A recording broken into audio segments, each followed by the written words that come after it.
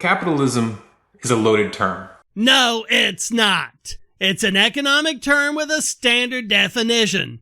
Anyone who tells you otherwise is either ignorant or lying.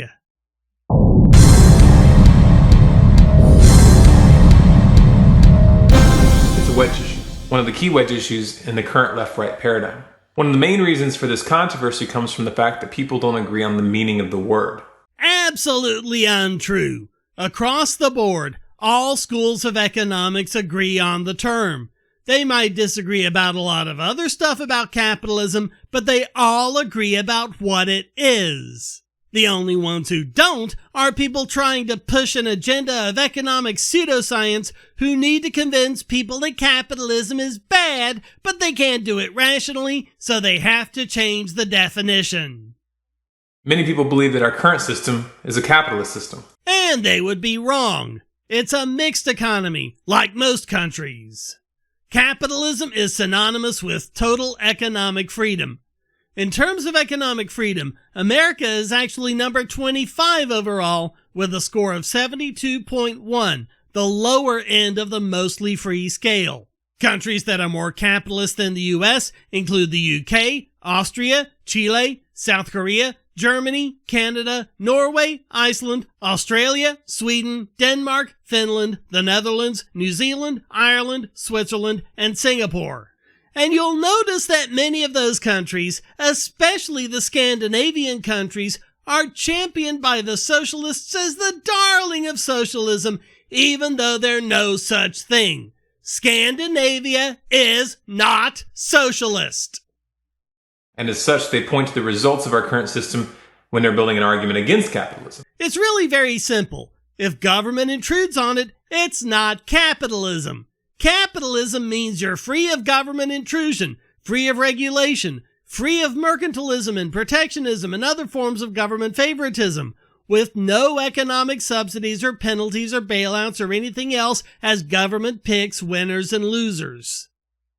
Defenders of capitalism view capitalism as a positive force in the world and often argue that greed itself has gotten a bad rap. True, but it's only half the equation. Capitalists point out the other big force in the free market that tempers greed: loss aversion. Greed means wanting more than you have. Loss aversion means you want to keep what you already have. What generally happens in mixed economies is, once you give government the power to intrude into the market, they'll start socializing losses, again with things like bailouts and other too-big-to-fail policies. The housing bubble is a perfect example. In order to encourage lenders to provide mortgage loans to low-income borrowers at lower interest rates, government protected them from the risks of default through Fannie and Freddie, the extension of FDIC protections via Gramm-Leach-Bliley, and other measures up to and including the bailouts. That made them free to make risky loans with a high chance of defaulting without having to deal with the defaults themselves, and that led directly to the problem. Capitalism is about profit and loss. You need to consider both. For the sake of clarity, we're going to analyze this spectrum with violent enforcement completely removed from the equation. Oh yeah, nice way to put your thumb on the scale there. Violent enforcement is what it's all about. Socialists will lie and tell you otherwise, but pin them down, make them tell you what will happen to people who don't go along with the glorious worker collective, and it's violent enforcement. Every single time. And we're going to assume that both sides have agreed to abide by the non-aggression principle. If you abide by the non-aggression principle, you're capitalist. It's the central principle of anarcho-capitalism. If you remove violent enforcement of ideologies, then what you have on the far left is what we would call anarcho-syndicalism, tribalism, or anarcho-primitivism. All of which need to enforce their edicts with violence. The word capitalism to an anarcho-capitalist simply refers to the voluntary exchange of goods and services.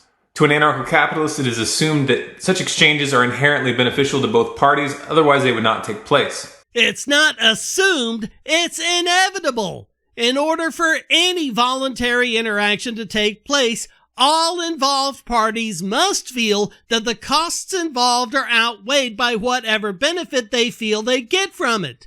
It has to be this way. And they believe that the market itself is the best arbitrator of what works and what doesn't work within a society. When you say the market, you just mean people.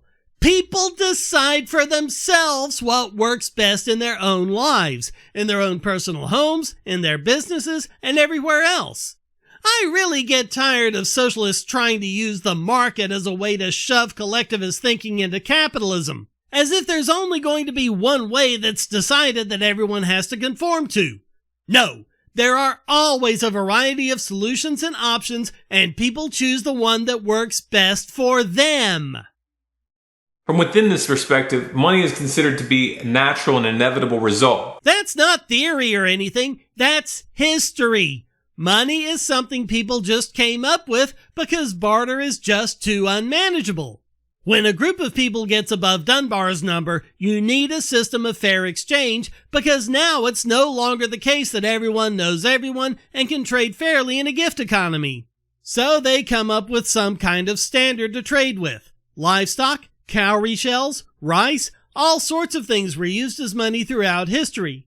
On the island of Yap, pieces of limestone, rounded off and a hole punched in the middle, were money because limestone wasn't available on the island. But for the most part, over time, people gravitated to precious metals like gold, silver, and copper because those were easiest to make money out of and test for its value. Money is just something people do. It's as natural as anything else. There really is no denying that. To those coming from an anarcho-syndicalist perspective, the use of money to facilitate the exchange of goods and services inherently leads to the accumulation of large quantities of capital in the hands of a few, and the subsequent enslavement of the vast majority of the population. Which has never been shown to happen once in the entire history of mankind. The concentration of wealth and the enslavement of populations only began with city-states adopting governments. You need a centralized authority with the perceived legitimacy to initiate force in order for this to happen. History shows this without exception.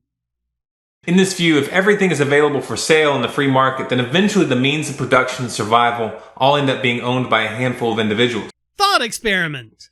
We're all on an island. There's something we all agree is money, and all of that is in the possession of one person. What happens? Well, we all start trading with him for money, which means we end up with some of the money and he has less. Continue this train of thought, and you can easily see that the tendency of capitalism is to equalize wealth and money. And see, this is the big difference between the videos I make and videos like this one, which is nothing but a long string of assertions that he never bothers to back up. Anarcho-syndicalists believe that the means of production and the results of the production should be shared by all. They view the profit motive as a negative force in society. But profit is inevitable. Every time you take an action where you consider the benefit to outweigh the cost, you've made a profit. What he doesn't tell you is why it's called anarcho-syndicalism.